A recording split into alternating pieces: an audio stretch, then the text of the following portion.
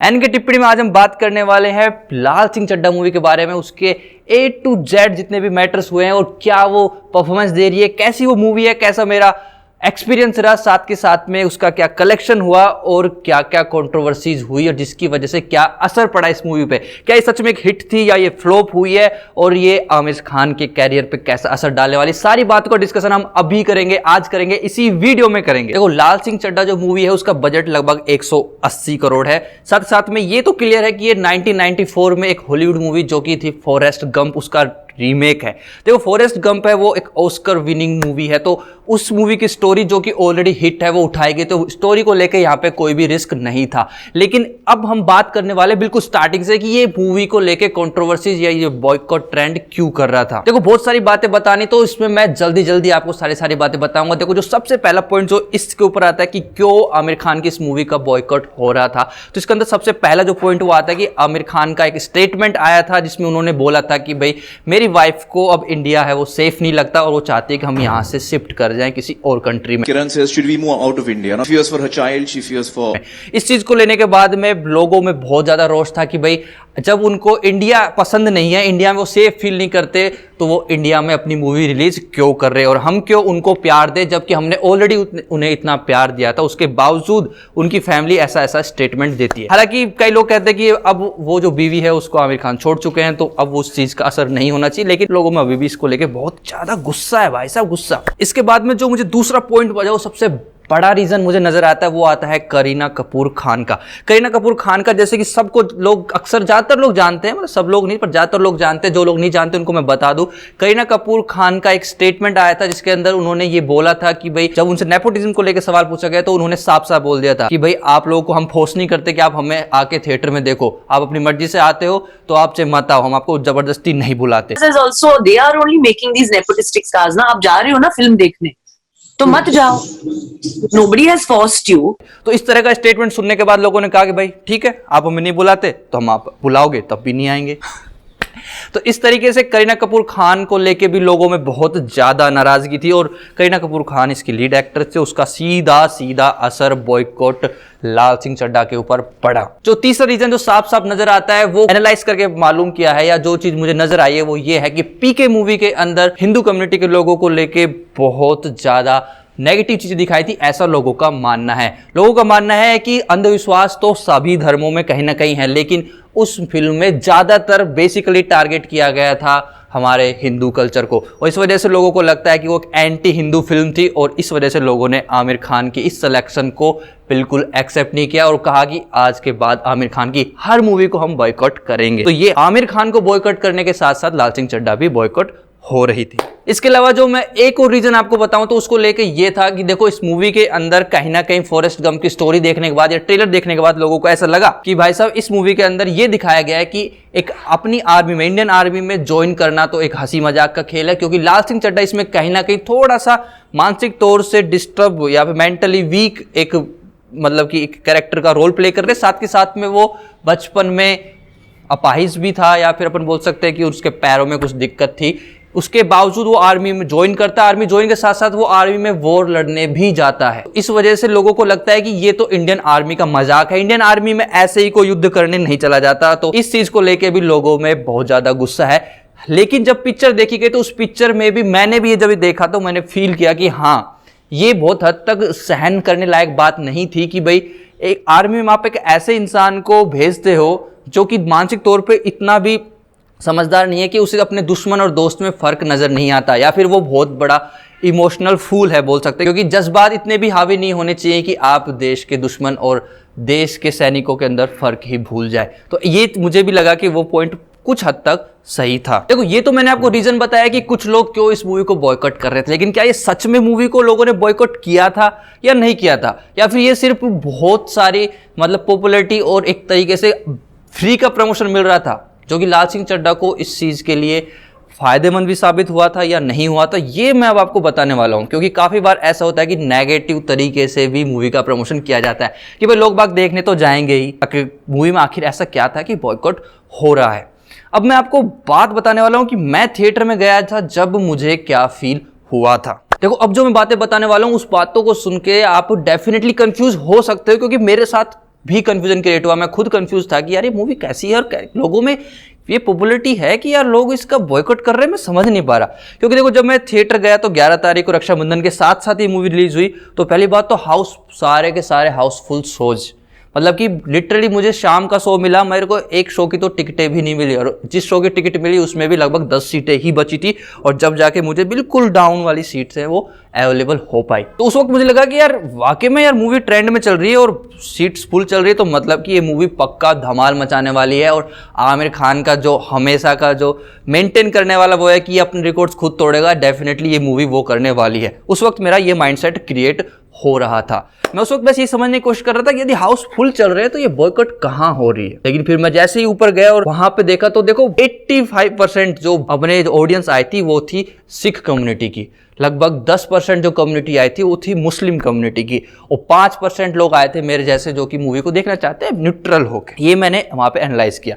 लेकिन उस वक्त भी मुझे ये आइडिया नहीं लगा था कि यार हो सकता है कि भाई फर्स्ट डे है और लाल सिंह चड्ढा में एक सिख का कैरेक्टर प्ले किया गया, तो हो सकता है सिख कम्युनिटी बहुत ज़्यादा एक्साइटेड है, वो देखना चाहती है। लेकिन वहाँ पे मुझे देखो जो चीज़ पता चली वो चली कि बाग जो सिख कम्युनिटी के लोग थे वो लोग आमिर खान को, लाल सिंह चड्ढा को जिंदाबाद के नारे लगा रहे थे, लेकिन साथ साथ अक्षय कुमार को मुर्दाबाद के नारे भी लगा रहे थे। लिटरली रक्षाबंधन के दिन वो बहन की गालियां भी दे रहे थे, मतलब अक्षय कुमार की बहन ऐसे करके, मतलब नारे लग रहे थे वहां पे।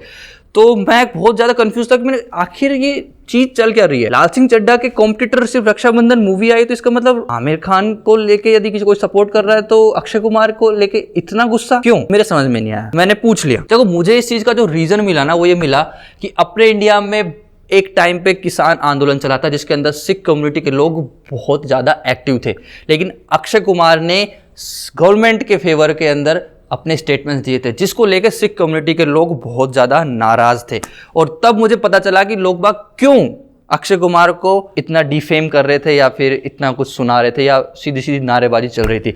यहाँ तक कि न्यूज़ वाले भी आए हुए थे उस वक्त और वो सबसे अपना अपना रिव्यू पूछ रहे थे। मुझसे नहीं पूछा, मैं भी अच्छा रिव्यू देता। लेकिन रक्षाबंधन और लाल सिंह चड्ढा दोनों ही मूवी लोगों को पसंद आ रही थी।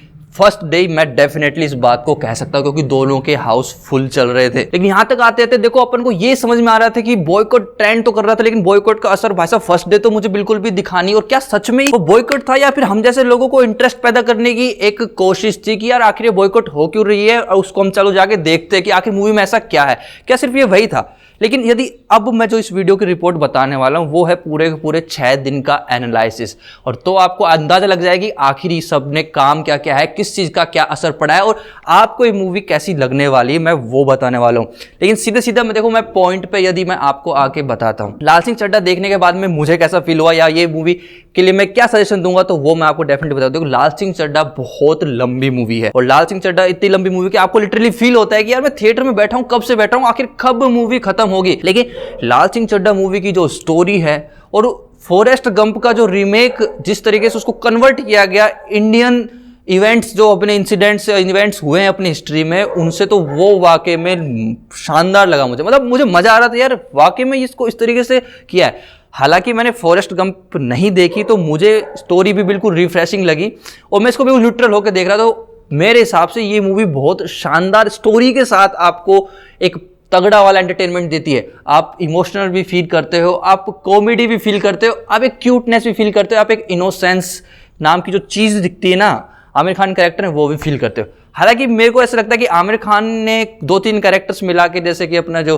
उन्होंने धूम के अंदर जो एक भाई होता है जिसका थोड़ा सा मतलब कि अपना मेंटली वीक होता है वो, या फिर जो इतना शार्प माइंडेड नहीं होता है, साथ के साथ में पीके का जैसा जो मासूम कैरेक्टर होता है, उन सबको मिला के उन्होंने लगभग ये एक कैरेक्टर क्रिएट किया। ऐसा मुझे फील हो रहा था, आप लोगों को भी आराम से फील हो जाएगा। मूवी के जो गाने हैं वो लिटरली बहुत शानदार है। मूवी का जो स्टोरी और जो कंसेप्ट है, स्टोरी को दिखाने का तरीका है वो भी शानदार है। लेकिन जितने भी रिव्यूज मैंने ऑनलाइन पढ़े उनको मान के, उनको सुन के यदि मैं आपको बताऊं तो फॉरेस्ट गंप की जैसी ये मूवी बिल्कुल नहीं बन पाई है। आपने उसकी स्टोरी उठाई लेकिन वो जो फील देती है, उसका जो ऑस्कर विनिंग परफॉर्मेंस था वो ऑस्कर विनिंग परफॉर्मेंस इसमें नहीं नजर आता, ऐसा बहुत से लोगों का मानना है। लेकिन मैं अभी भी आपको बोल सकता हूं कि इंडिया में हर किसी को ये मूवी एक बार देखनी चाहिए। चलो अब मैं आपको बताता हूं कि इस मूवी का आखिर ओवरऑल परफॉर्मेंस क्या हुआ, क्या एनालाइज हुआ है और क्या लोगों के अंदर इसको लेकर राय है आज के टाइम पे। देखो, एक सुपर हिट मूवी या फिर एक हिट मूवी उसे मानते हैं जो कि अपने बजट से कई गुना दुगना तिगना कलेक्शन कर पाती है। लेकिन देखो, इस मूवी का बजट था वो था 180 करोड़ और इसने पहले दिन में कमाए लगभग 14 करोड़। उसके बाद में 7 करोड़, 10 करोड़, 7 करोड़ और छठे दिन तक आते आते तो सिर्फ 2 करोड़ की कमाई, सिर्फ 2 करोड़। भाई साहब, ये मूवी टोटल अब तक 48 करोड़ रुपीस का कलेक्शन कर पाई है सिर्फ 6 दिनों के अंदर। मतलब कि ये तो तय है कि पहले दिन 14 करोड़ और अब छठे दिन 2 करोड़। ये बॉयकॉट का पक्का निशाना बनी है ये मूवी। भारत की जनता मेरे हिसाब से वाकई में नाराज है या फिर भारत की जनता ने आमिर खान को अब उतनी वैल्यूज देना छोड़ दिया है। तो मेरे हिसाब से बॉयकॉट का असर काफी हद तक हुआ है, लेकिन बॉयकॉट का असर इस हद तक भी नहीं हुआ है कि आपको लगे कि वो लोग बाग थिएटर गए नहीं। देखो, सिख कम्युनिटी और मुस्लिम कम्युनिटी गई है, इसका तो मैं खुद अपनी आंखों से देख चुका हूं। लेकिन बहुत से लोग हैं जिन्होंने इस मूवी को देखना भी नहीं चाहा। उसका कुछ रीज़न है कि लोगों ने फॉरेस्ट गंप देखी हुई थी, कुछ लोगों का रीज़न है कि वो आमिर खान से और करीना कपूर से नाराज थे। देखो, रक्षाबंधन भी देखने को बहुत अच्छी मूवी थी, लेकिन रक्षाबंधन ने भी कुछ खास कमाई की नहीं उसके अंदर। मतलब रक्षाबंधन का बजट लगभग 70 करोड़ के आसपास का बजट था और उसने लगभग 36 करोड़ का कुछ कलेक्शन अपना करा है 6 दिन के अंदर। हालांकि उसके अंदर मिलाया जाए तो रक्षाबंधन थोड़ी सी फायदे में नजर आती है लाल सिंह चड्ढा से, लेकिन देखा जाए तो दोनों के दोनों नुकसान में ही हैं अभी तक। तो देखो, इन दोनों मूवीज की परफॉर्मेंस देखने के बाद अपन को ये तो पूरा आइडिया लगने वाला है कि लोग बाग आजकल स्टार कास्ट से ज्यादा कंटेंट पर फोकस कर रहे हैं। कंटेंट के साथ साथ वो अपने स्टार की इमेज पे भी बहुत फोकस कर रहे हैं। सोसाइटी में वो क्या वैल्यूज दे रहा है, सोसाइटी के अंदर उसने क्या चीजें बोली हैं, कब बोली हैं, उसका सीधा सीधा असर आपकी मूवी पर भी पढ़ने लगा है भाई साहब। तो फाइनली मैं आपको इस मूवी के लिए सजेशन दूंगा तो यही सजेशन दूंगा कि आपको इस मूवी का OTT पे आने का डेफिनेटली वेट करना चाहिए। इंडिया के सभी लोगों को इस मूवी को लगभग एक बार तो देखना चाहिए। ये एक बहुत ही मास्टरपीस के तौर पे निकल के आ सकता है। बस इसका एक रीमेक है, ये बहुत बड़ा नेगेटिव पॉइंट है। यदि ओरिजिनल स्टोरी होती तो मेरे साथ सुपर डुपर हिट भी होती, लेकिन ये मस्ट वॉच मूवी तो है मेरे हिसाब से OTTs के लिए।